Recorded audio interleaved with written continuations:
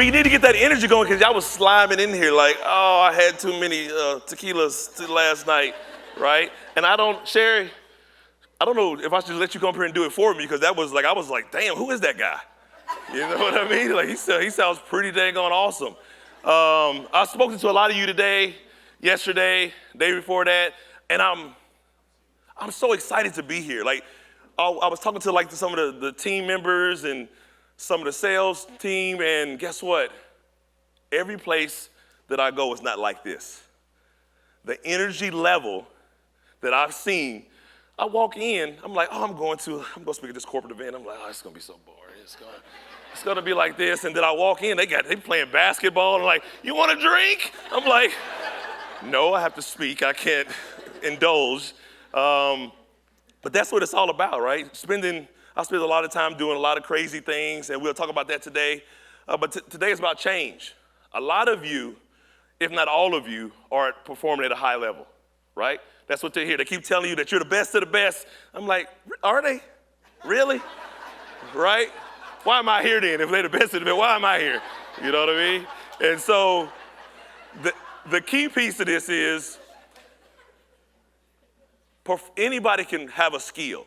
You go into the breakout sessions, they tell you if the ECP, got it. ECP says this, you say this.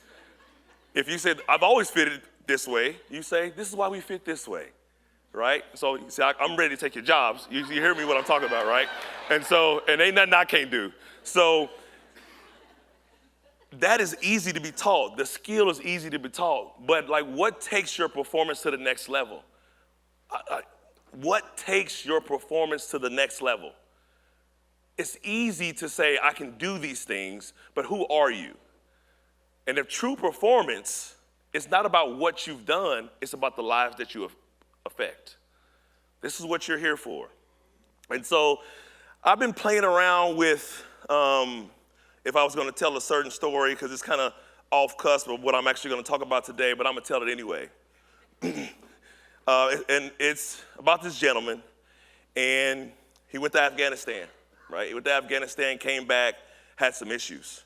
He was at his desk one day, and he was like, man, something's wrong with me? And he stands up, and he passes out, okay? Passes out at work.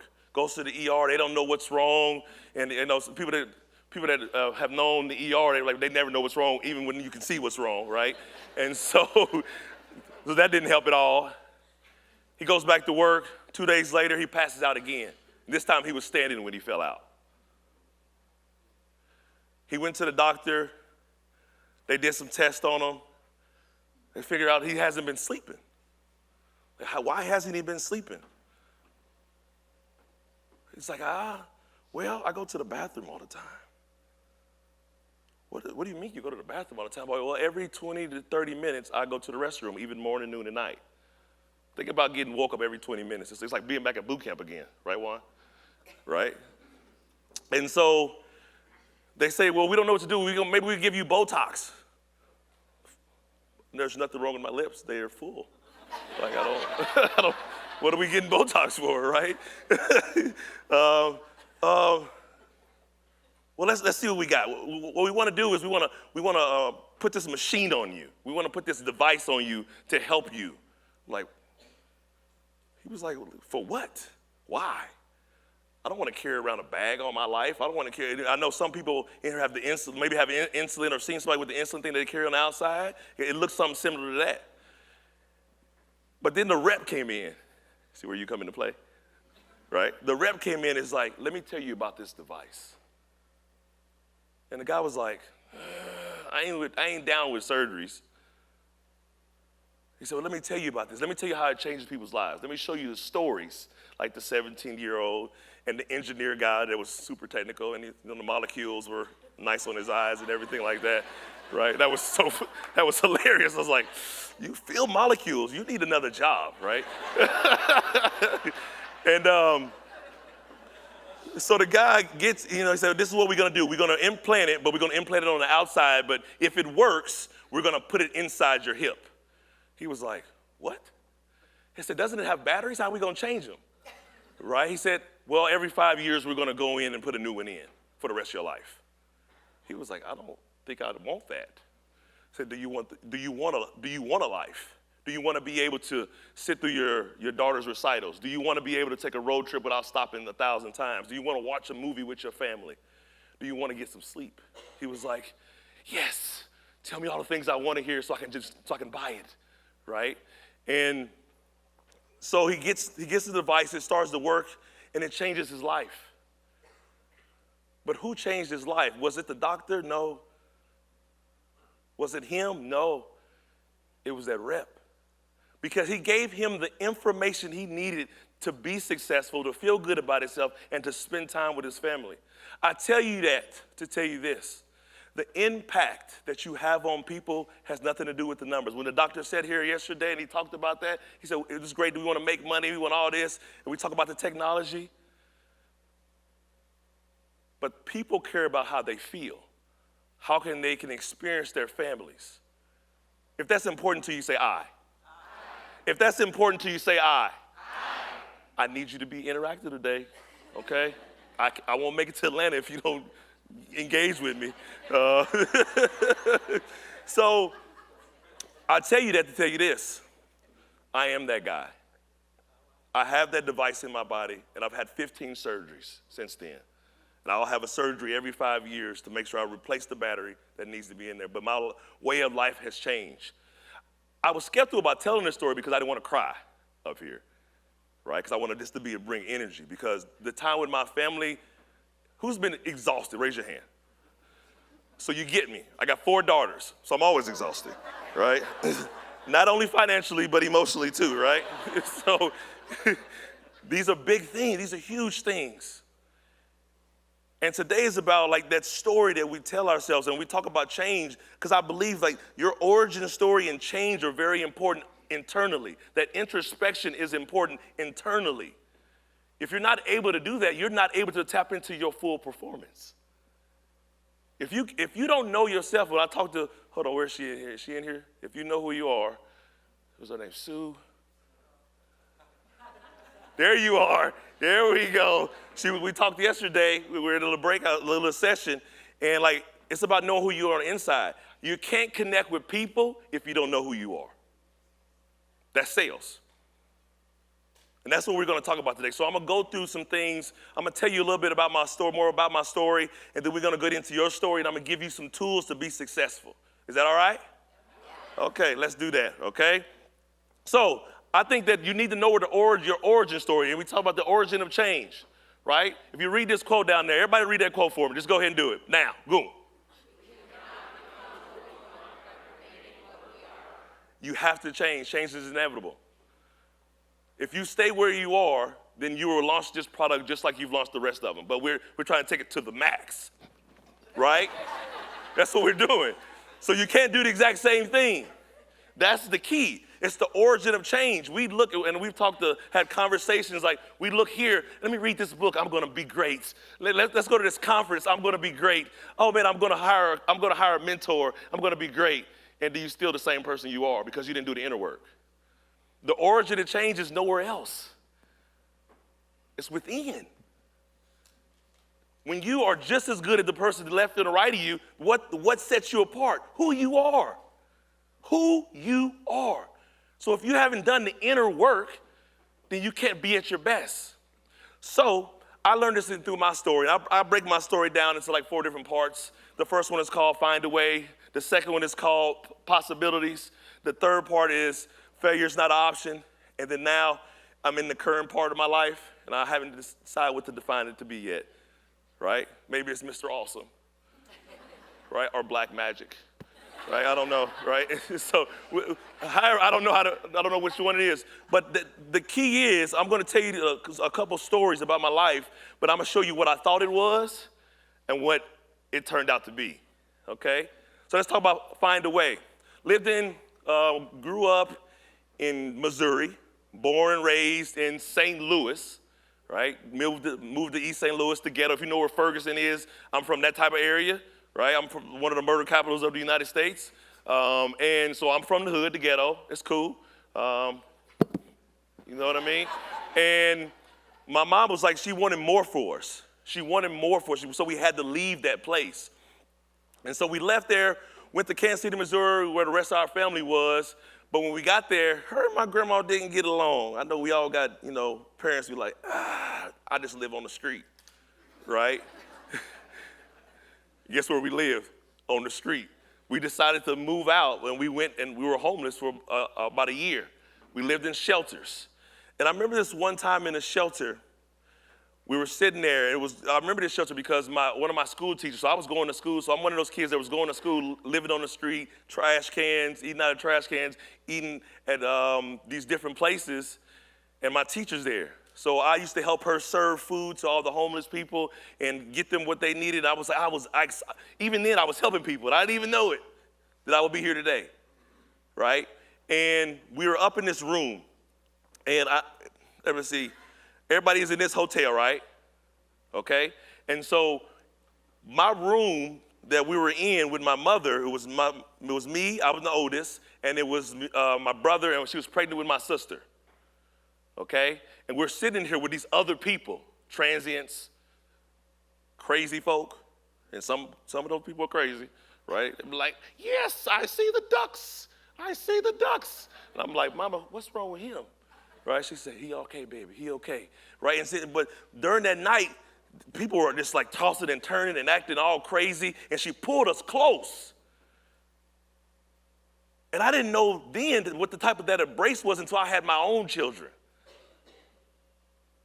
I didn't know what it was. But I look back at that moment, I look back at there, and she said, we will be okay. We will be okay. She was crying when she told me that. Even now, it gets me in a certain place. But she never gave up because she found a home, and she still lives in that home today.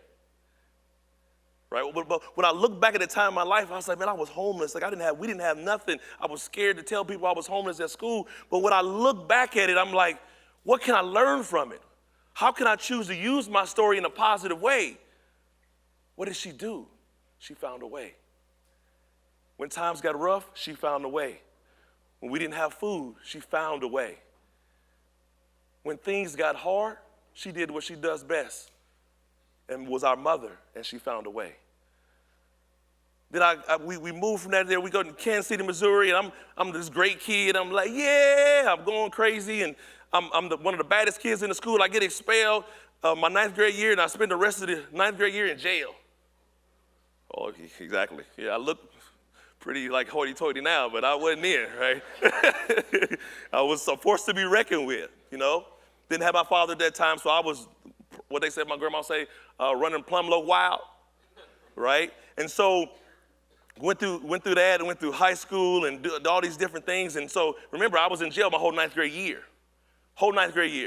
So when I got to the senior year, they was like, you ain't gonna make it.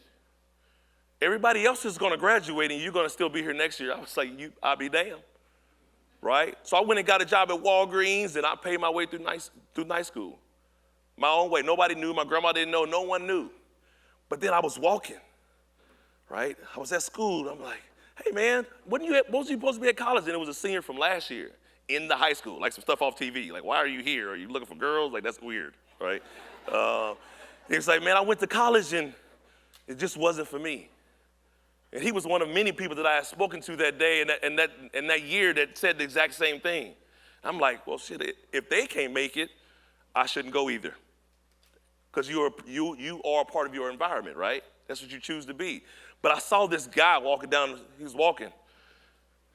He had blue trousers on, red stripe going down the side, white cover, dark blue top. You know what I'm describing. United States Marine. Hoorah. That's what we do, right? And I'm like, I want to be him. How do I be you? How do I be you? You're not ready to be the few or the proud. No, I'm not, but I want to do it. I was like, but it was my only way out. I thought that was my only way out. My grandma was like, the military is no place for a black man. My auntie said, you'll never make it. My mom said, I don't have no money, but I'll find a way to pay for your school. None of them were options for me, though. Nothing. What I saw and what I wanted was possibilities. I wanted something different. I wanted somebody to show me something different. So I went off to the Marine Corps in 1998. It sounds so, and some of y'all probably, who wasn't even born then? right? It sounds like recent to me, but I know it's so far away from some other people, right? Some of y'all were probably already in college and first jobs, though. I'm not saying no names. But at the end of the day, right, I was like, what did I do? I figured out there was possibilities for me if I did something different. Change. I changed my environment. Then I went off to the Marine Corps and said I was tired of surviving in the hood. I was like, I'm no longer going to just survive. Little did I know I was going to do a different type of surviving. I was like, what the hell did I sign up for? He's like, yeah! Whoa. Hold on. You better get out of my face. I still had the hood in me. You know what I mean? I was like, hey, I got this uniform on, but don't let the smooth taste fool you. It's going to be some smoke in the city. You know what I mean? And like 4 or 5 of them came out the door like, y'all see the movies, and it's just like that. They like, I'm like, what? And I start crying. I literally lost my stuff. I was like, I don't even know what's going on right now. Just please stop. So the senior drill instructor, the head guy came in. It's like, it was a black guy from Georgia, and he had that slang to him, that real country slang to him, Georgia slang. I was like, I don't understand nothing you're saying, but I'm just going to follow you, right? And he comes out, he takes me into what we call a duty hut, right? It's where the drill instructors set up shop. You don't go in there as a recruit, ever. Never, ever. It is very dangerous. It's the black hole. It's hell, right? I'll give you a side story. Put it this way. When you go in there, they used to do this. They used to have a recruit take them in there. The drill instructor would put himself in a closet and hang himself up like this at night, okay? The recruit would close it, and he was told to come back at a certain time and open it up.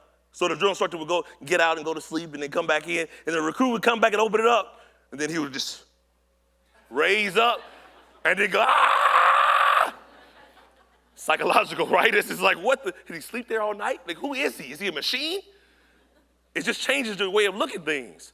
But he brought me in there. He said, what do you want with your life? And they never talk to you like that, especially at that stage.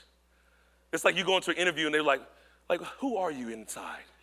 You're like, woo, we moving pretty fast. I just met you. You know what I mean? And he said, what do you want? You know they expect you to be this way. I didn't know what he meant, but I think you know what he meant.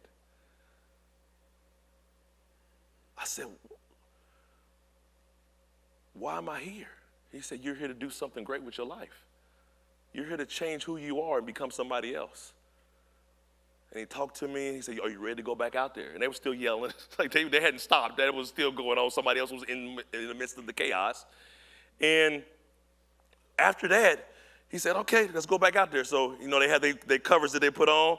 As soon as we broke the crest of the door going out, he was like, I was like, we were just friends. What happened? I thought we were cool, you know what I mean? But that showed me that, failure was not an option. I could not do this. That's where failure not an option comes from. And I lived with it my whole Marine Corps career. I kind of stray away from it now a little bit because it's super intense. Not unless I'm doing a hard race or something crazy, which I do all the time, excuse me. And then this is this part of my life that we are now. 24 years later in the Marine Corps. I retired June 1st. Thank God, right? And so I spent all this time leading and training Marines. Molding officers and leaders. I build people up. I make them know that they are capable of doing anything, even running in front of a machine gun. To hell and high water, we will win any battle in every war. Right? We don't have heart attacks, we give them. That's the type of motivation that I bring. And it made me think about all these things, but it showed me that I understood that if I did something different, I could be somebody different. If I remained the same, then nothing would ever change. Nothing. You can be the same salesman. You can be the same salesperson. You can be the same leader, but guess what? You're only hurting yourself. If you're talked about, oh, man, I've always done it this way, you're selling yourself short. And if you've been listening, it's not only you're selling short, you're selling people that you're trying to help short.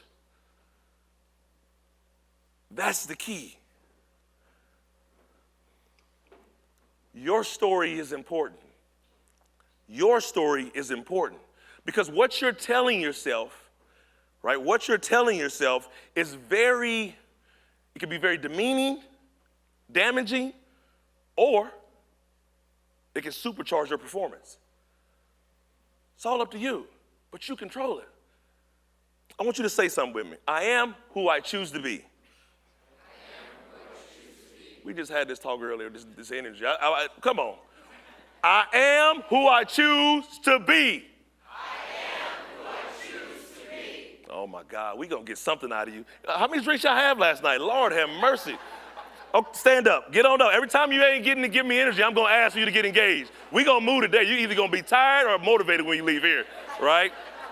And I want you to put your hands up in the air, and I want you to say, I want them to hear it upstairs. I am who I choose to be. I am who I choose to be. Good job. Give yourself a hand. Give yourself a hand. There we go. Right? What story are you telling yourself? Do you know what you've come through to get here in this moment? Everybody has a story. I've talked to so many of you, and you all have a story. We got D1 players, we got lawyers in here, we got, people that drive around the country. Y'all all do some amazing things. Amazing things. It took you so much to be present today, to live your life, to raise your children, to make sure you had the success that you were looking for. That was important to you.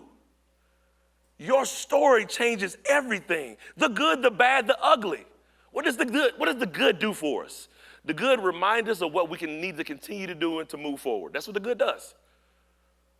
Oh, let's go into the bad. What does the bad do? Anybody want to throw it out there? What does the bad do? You can just yell it out. The bad can make you better. What else? Learn from it, right? The bad, you realize what you shouldn't do again. Some people know, maybe I shouldn't go to that doctor's office at 5 o'clock. He wasn't there last time, and he wasn't happy that I was sitting in front of his door, right? But then there's the ugly. The ugly we don't want to talk about, we don't want to deal with, right? We're afraid of that. But the ugly, no matter how ugly it is, helps you build resilience, grit, and perseverance. But you have to remember, every time you do something, every time you look at your story, you have two choices. Every time you wake up every day, two choices. You have a chance and a choice. You have a chance to make a difference in lives, including your own, and a choice to take your performance to the max. See, I slide that in there, right? These things will determine what type of performance you have, right? These will help you take your performance to the next level. Who got something to write with? Raise your hand. Who got something to write with? Pull out your phones. I want you to pull up your notes right now. Let's do it. We got to be interactive. We're not going to sit here and do nothing. You just thought you was going to sit here and be death by PowerPoint. Not happening, right? I'll give you a little bit more time, and then we're moving.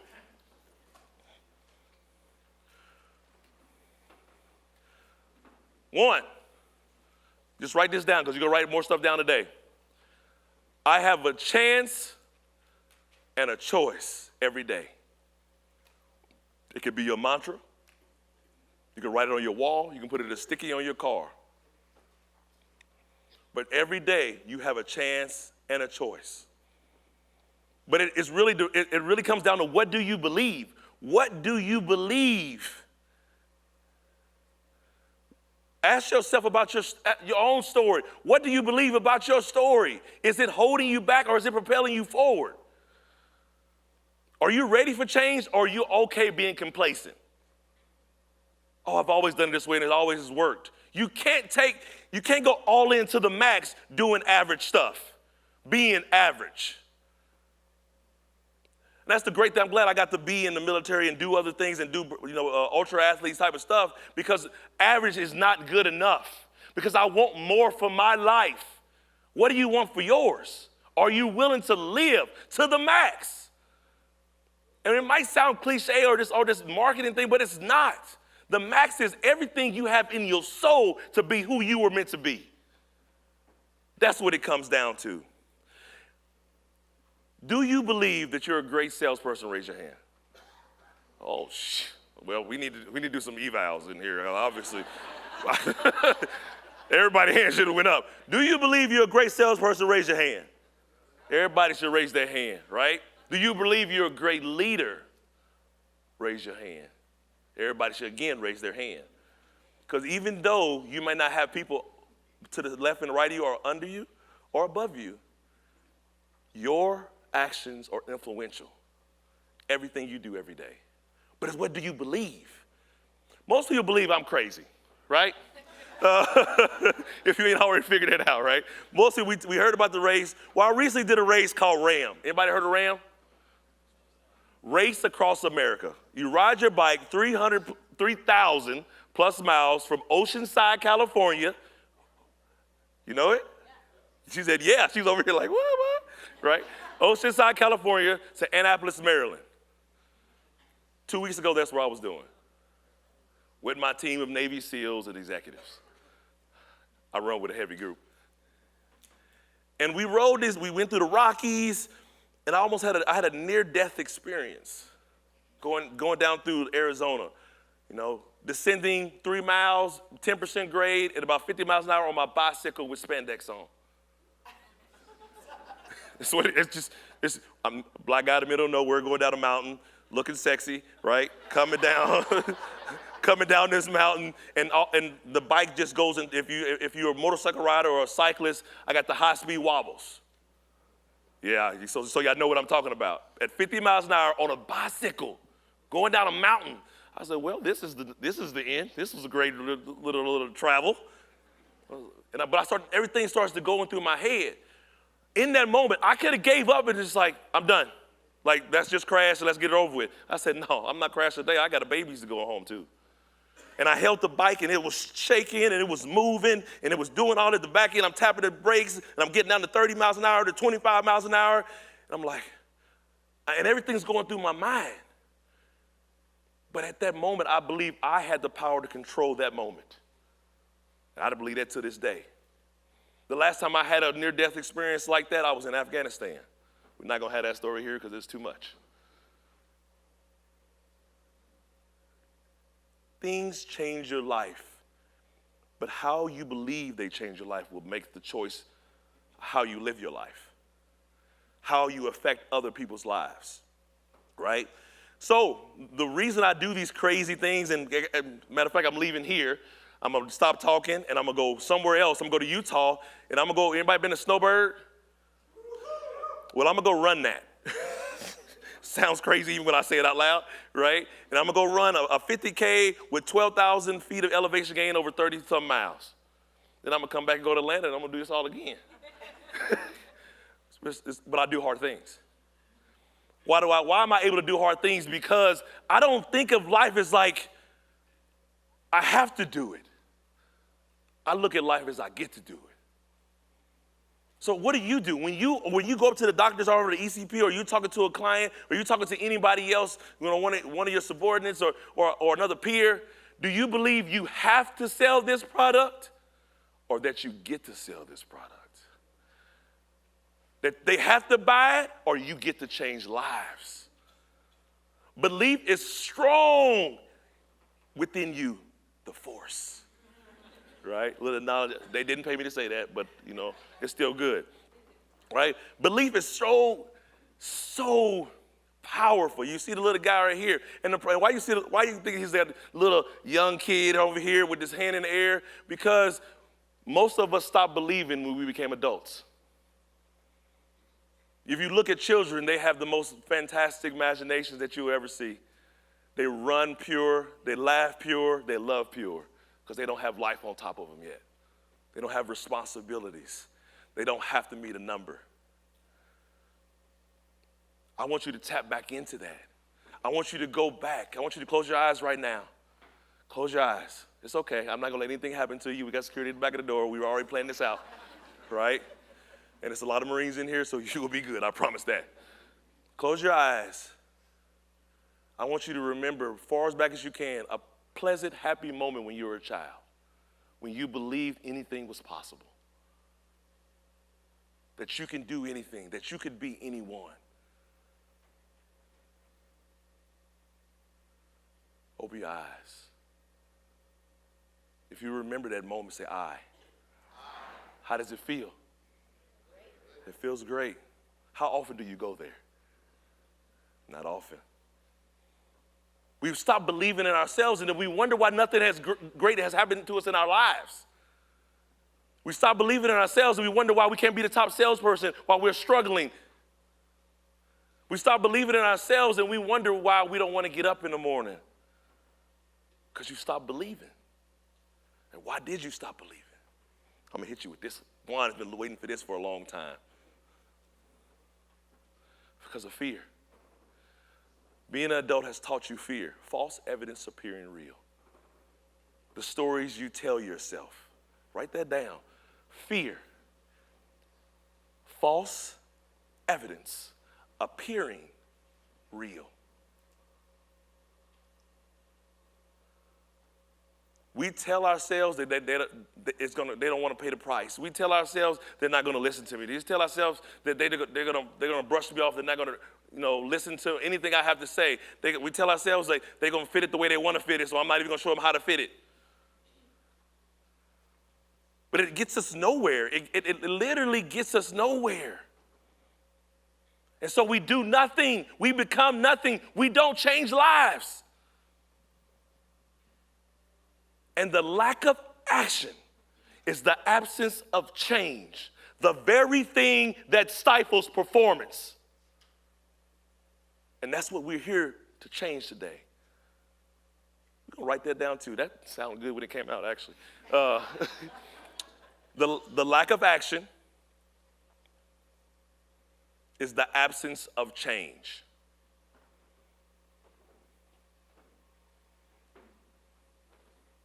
The very thing that stifles performance.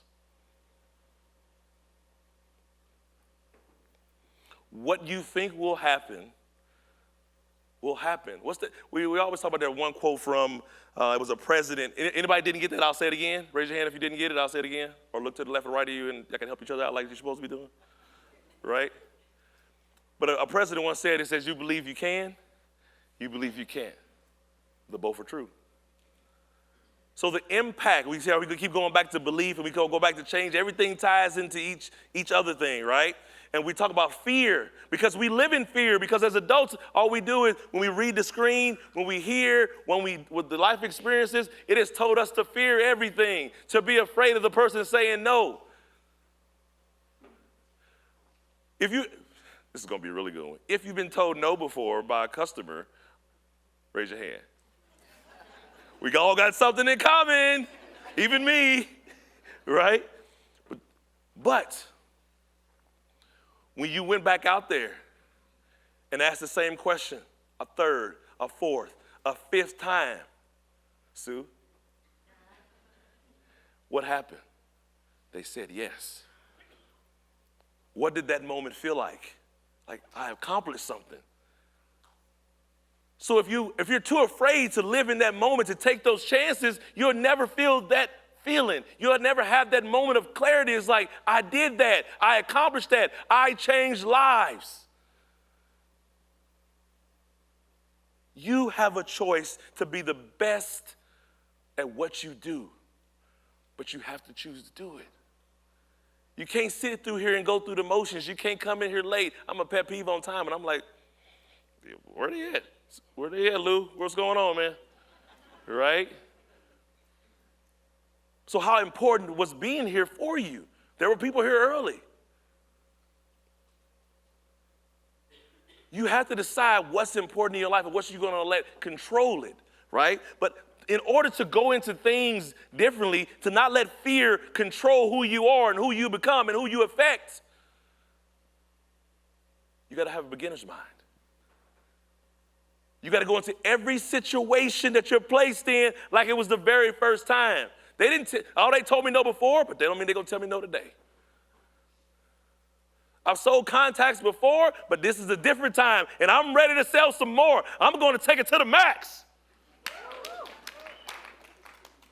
What are you doing? Beginner's mind. And these things, if you notice, and these things are not just for sales, this is for life. You are stagnant and held back because you're afraid to do something that you did before because you think you're going to have the same thing happen again. You don't want to go ask them again because he told you no last time or she told you no last time and it didn't work out. But if you told yourself something different would happen. If you believe something different would happen. If you didn't allow fear to control who you wanted to become, something different would happen. Change would happen, right? You can't be anchored in the past. You have to see what's possible in the future and go get it. You gotta be the best at what you do by being the best at who you are. You are too important to too many people to give 50%, to give 75%. You walk out that door every day, you need to be giving everything you have. Being everything that you are to change as many lives as you can. I can't get up on the stage and be like, this was a great time, and I just want to make sure you guys, learn something, be somebody. That's great.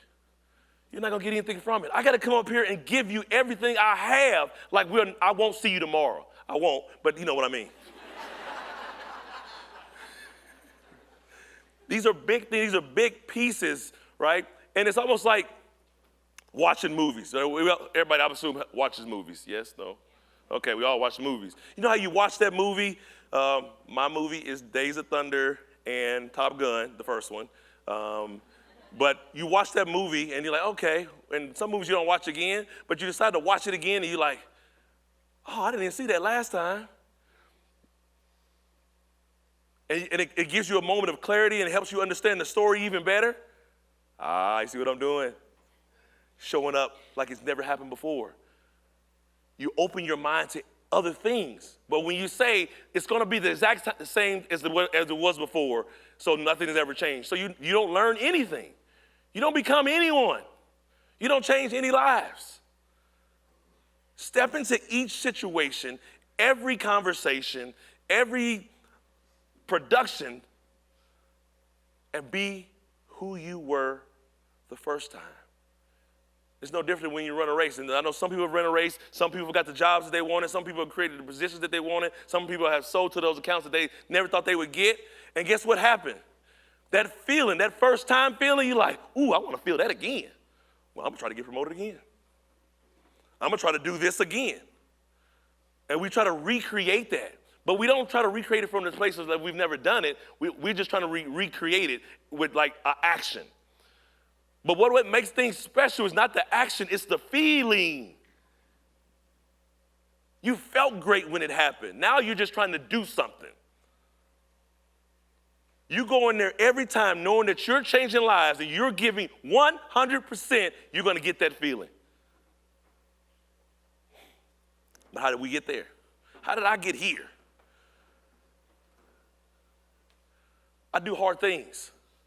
I've been doing hard things my whole life. First, it was surviving in the ghetto. Second, it was surviving in the Marine Corps. Now it's surviving my kids. And my wife. Don't tell her I said that. Right? We all have different levels. Discipline is doing hard things even though you know they're hard. Consistency is doing them all the time. What did Denzel Washington say? Discipline is getting started. Consistency is doing it until it's done. That's the key. This equation is so simple. Somebody came to me and they was like, well, how do you get results? I'm having a problem getting results. And they started telling me the story. It's like, this is what I'm doing. And I said, stop. Before they can. Every time in that conversation, something got hard or challenging, they gave up. Well, I was trying to do it. I tried for 2 weeks and it didn't work. Man, if that was the formula to make things work, we'd be rich. Because I'm pretty sure we've tried things longer than 2 weeks, 2 years, 2 decades, and it's still you are not where you want to be. But that don't mean you give up. The only way I got here, I remember as a coach making this, goose egg. And if you're in sales, you know what a goose egg is, or a donut, however you want to call it. And trying to figure it out. But I kept doing it. They're like, what do you do? I was like, I did A, B, and C. They said, oh, I can't do that. So why the hell are you talking to me? You said you wanted to be better. You said you wanted to be more. But then when I told you what you needed to do, you said I can't do that. Stop saying you can't, just say you won't. Don't tell your manager or yourself, it's like, oh, I can't sell to that person. They will never buy this product. It costs too much. It's above the margins. Just say you won't. Stop blaming it on everybody else. Don't be a victim. Take ownership. Take ownership. That's important. You can't achieve anything blaming it on everybody else. You'll never be able to live another person's life because it's not meant for you to live. You can only live your own. So if you play a victim, then what you're telling me is that it's somebody else's fault, but you can't change them and they can't change you. But so long as you change them and you try to blame it on them, you'll never change. Oh, well, they don't listen to me. Oh, well, I didn't have what I needed. Oh, well, the supply chain is down. Make it work. That's what you paid to do.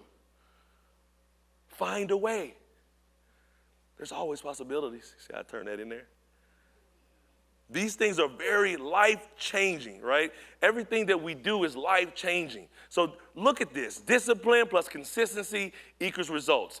I guarantee, you didn't give me no money, so I can't give it back.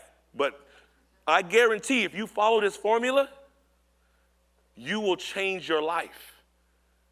Things will change for you. But you got to be the change that you're looking for. Who wants to be one of the top sales people in their region? Raise your hand.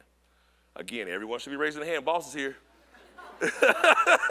Like even I know etiquette. Like, fake it till you make it. That's what we say in the Marine Corps, right? If you believe it, you achieve it. Like we go with a whole bunch of analogies, right? You have to be the change that you want to see. For me, I want to be, and I will be, the #1 mindset coach in endurance sports. I'm very close. You see me, if you know Iron Man, the voice and the motivation, not the guy at the finish line, but the motivational clips, and all, that's my voice. I'd have never thought that this would be so appealing, right? But people pay me for it, right? I'm like, hey, I'll do it. What you want me to say? You know what I mean? But if you want to be the best salesperson, if you want to be able to sell water to a whale, you gotta believe in yourself. You have to be the change. You have to live it. If you want to be the #1 salesperson or #1 sales group or team, you got to live it. If you want to be able to sell water to a whale, you got to live it. If you want to be the best at what you do and change lives, you got to believe it. You have to believe it. If you do average things, you will never be great. That's your choice. Hope I don't black out. I almost hit the blackout button and we'd have been here in the dark. Okay? But the key part of this, right? The key part of understanding, like, be what you want to be. And this is one thing we talked about. I had a group yesterday, about 10 of them. We talked in the morning with some salespeople, and I talked about mindfulness and understanding, right? And these are some deep terms, and people are like, well, how are we talking about this in sales? Because awareness is everything when you're selling something. Awareness of sight, what you see, what have they seen, sound, emotions, and thoughts. You have to know where you are, and you have to know where they are. That's sales. If you can't read the room, you probably ain't selling nothing.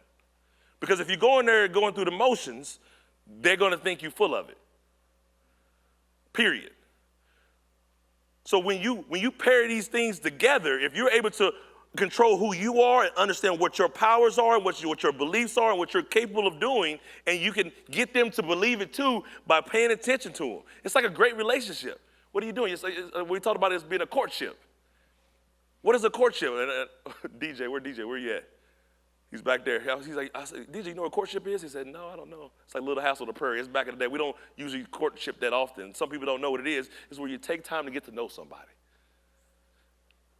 If you ain't doing that as a salesperson, you just going in there saying you need this product, then how can you give them what they need? How can you solve their problem?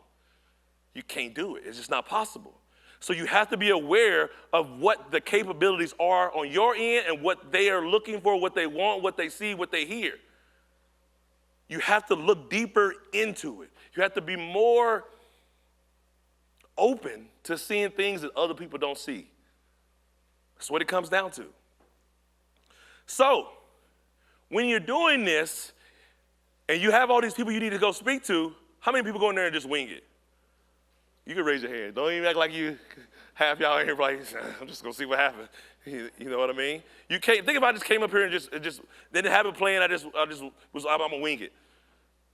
You might not have it just as either way. If I wing it or not wing it, I'm gonna crush it, right? So I know that anyway. I'm not even worried about that. But everybody ain't me. I've done a lot of practicing to get here, right?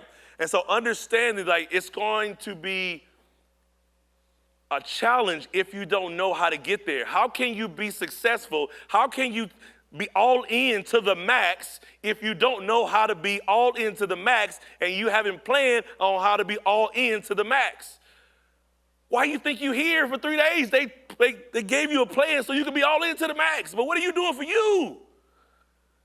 They're giving you the tools. What are you using with them? What are you doing? What does it say? Proper planning prevents poor performance. But Juan told me to just go ahead and say this, so I'm going to blame it on him. Well, it's really 6 P's, right? Some people know proper planning prevents piss poor performance. I wanted to be a little bit more PC, but I said it anyway, so I guess that didn't work, right? If you're not planning for success, how can you ever create it? When you take your car into the shop, right? If you take a car into the shop, they don't just say, "Oh, I think it's this," and if they do that, you're at the wrong place. Obviously, you're at the wrong place. They run a diagnostic. They have a plan on how they deal with each situation, and it's in a book or on a screen. Why? Because they want to make sure they do everything that they're supposed to do in the order it's supposed to be done to get the result that they're looking for. If they guess, poor performance. They don't have the result that they're looking for. If you go into any situation without a plan, you miss so many things. It can be an interview. Who takes notes down before they go into an interview so they can know what questions to ask? Raise your hand. Smart. When is the last time you took notes about the plan for your life? When is the last time you took notes down about the plan for how I'm going to be better? Or did you put that on somebody else too? A plan will work when you implement it. If you don't use it, you'll lose it. Oh, damn, that was good too. But it's probably somebody else's, but it was good, right? So, I've been waiting for this slide. Woo! Okay, I'm ready, right? Living instead of existing. Who's living in here? Who's living? If you live and say, I am. If you live and say, I am. Some of y'all yawning, so y'all ain't living. You feel like you're about to pass out on me, all right? I'm just joking with you, only a couple of you. So yeah, everybody remember the Matrix. You remember the Matrix? And if you don't, the new one came out, it sucked, but whatever. The first one was really, really good.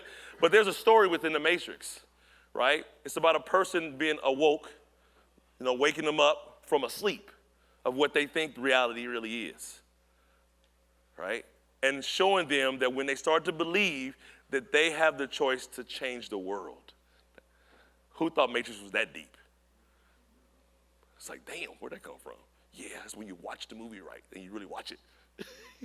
You see what other people can't see. That's what sales is all about. Right? And so Morpheus comes up to him. Okay, hold on.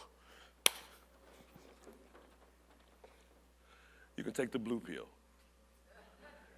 The story ends. You can wake up in your bed and believe what you want to believe.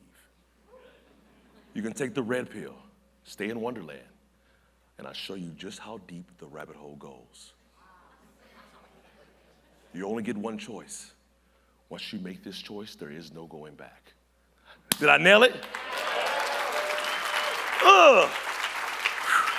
Out of all the stuff I've been practicing, that was the hardest one. Like, it's so simple, but it's so hard. I was like, I gotta nail this, I gotta get the voice. I've been watching it on YouTube over and over again, right? But preparation, I had a plan. I knew how I was gonna deliver it, and that's what I delivered it to you, right? But I'm not trying to take you down a rabbit hole. I'm trying to see that you have a choice today. You always have a choice every day. Which one will you choose? What are the two things that you have every time you wake up? What are the two things you have when you wake up? A chance and a choice, right? So when it comes down for you in the red pill and the blue pill, what will you choose? Right? Deliberate ignorance. If you ain't heard of that is, it's like acting like you don't know something that you know you know. Deliberate ignorance. Life with no meaning. Right? Playing the victim. Somebody else is the reason I failed. Then you have the red pill, practicing courage. Every time you go and get up every morning, you practice courage. Excitement. Max performance. Woo! Life-changing truth, right? These things are very important. But what is performance? We talk about life-changing performance, but what is the truth? Performance is not, what did it say? A chance, it's a choice. Performance just doesn't happen to you. It just doesn't happen. You have to make a choice to perform at a different level. You have to make a choice to change lives. If you want to be better than you were yesterday, you have to do something different than you did yesterday. There's an African proverb that it says, to have what others don't, you have to do what others won't. Key. That's how you move forward. How did I get here? Because I will post on Facebook for 10 years until I get a job. I did the things that people say, oh, I'm not doing all that. I perform, and I don't stop trying to perform or performing until I get the results that I'm looking for. I've committed that to myself. That's what I show my kids. That's what I show to the people I talk to. And in everything I do, I want to be the best at it, and I want to be great, not just good. Where are you in your life? You have the knowledge today that I've given you, the knowledge to be great, to be amazing, to take your performance to the next level. You have to choose to do it. If you keep blaming and telling the terrible story and getting stuck in the past, it will never propel you forward. You are who you choose to be. Take that for something. Who you are is so precious to this world that you can change your life. I was telling Dre a story the other day about a little girl, right? And y'all probably seen it on TV, and we talking about vision. And the little baby was like, they said the baby sees her mother for the first time. And they put the little glasses on the little baby, and she just smiles. That's the impact that you make every time you put somebody in clear lenses so they can see. They don't have headaches. They're not squinting. You heard the stories. You've probably heard 1,000 others. What will you do with that? That's powerful. Not everybody and everywhere I speak, not everybody gets the chance to change lives. You're not selling a product, you're changing the world. This is important. Don't take this lightly. We're going to say this one more time before I get out of here. I am